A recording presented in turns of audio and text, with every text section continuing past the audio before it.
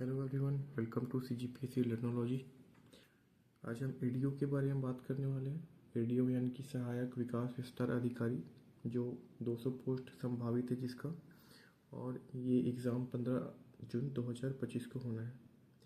इसके लिए हम बेसिक से स्ट्रेटजी अभी अपनाते हैं। जैसे कि हमारे पास 200 पोस्ट है। पोस्ट की तैयारी के लिए हमारे पास 100 दिन है, और 100 दिन में हर दिन हमें 10 घंटे पढ़ने हैं, तब जाके हम एक पोस्ट ले पाएंगे। स्ट्रेटजी एकदम सिंपल है। 200 पोस्ट, 100 दिन, हर दिन 10 घंटे, जिससे हम एक पोस्ट ले पाएंगे। इसका एग्जैक्ट सिलेबस मालूम नहीं है, लेकिन पूर्व में जो एग्ज़ाम हुए हैं, पूर्व में यानी कि 2012 और 2017, जिसमें हमें सिलेबस के बारे में जो पता है वो है ग्रामीण विकास, आजीविका, पंचायती राज, छत्तीसगढ़ का सामान्य अध्ययन, हिंदी, पॉलिटी और करंट अफेयर।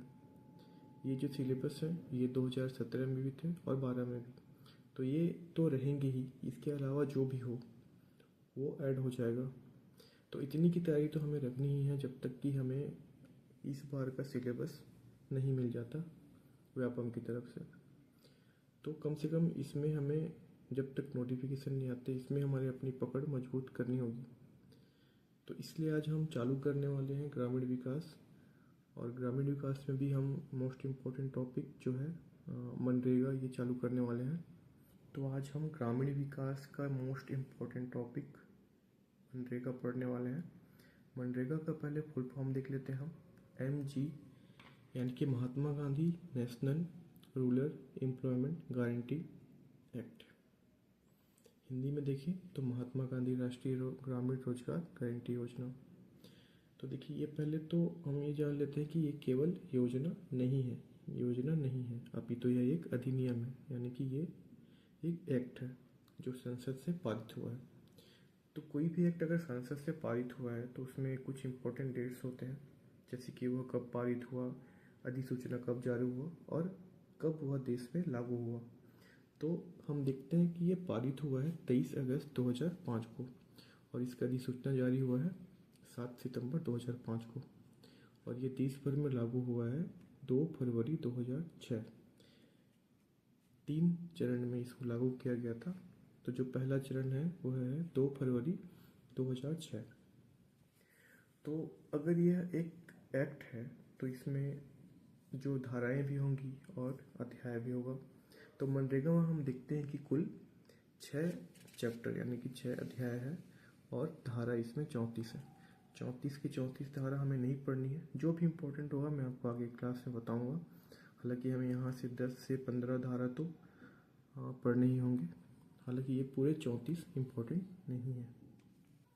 चलिए कुछ क्वेश्चन देख लेते हैं आगे, जो डायरेक्ट क्वेश्चन के तौर पे आ सकते हैं एडीओ के एग्जाम में।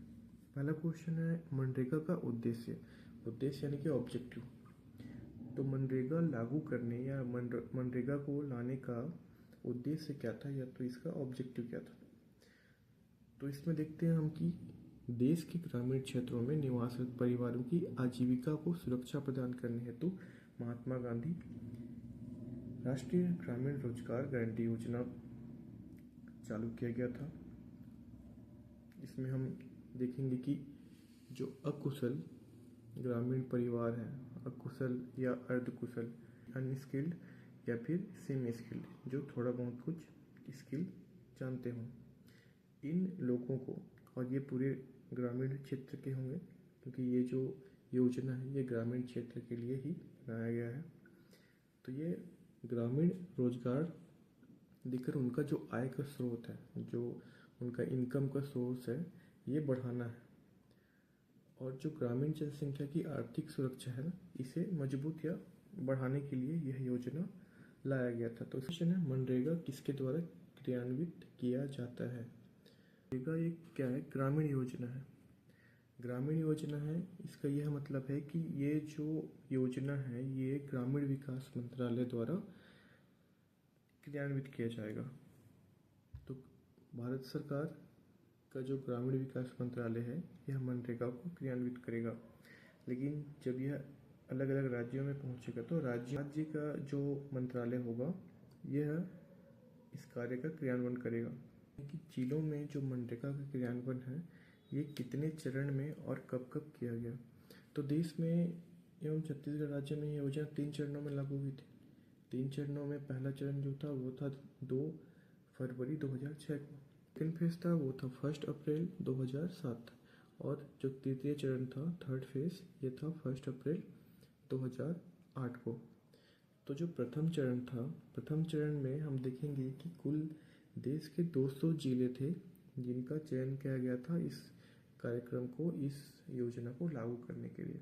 200 जिले थे। इन 200 जिलों में से छत्तीसगढ़ के 11 जिले शामिल थे।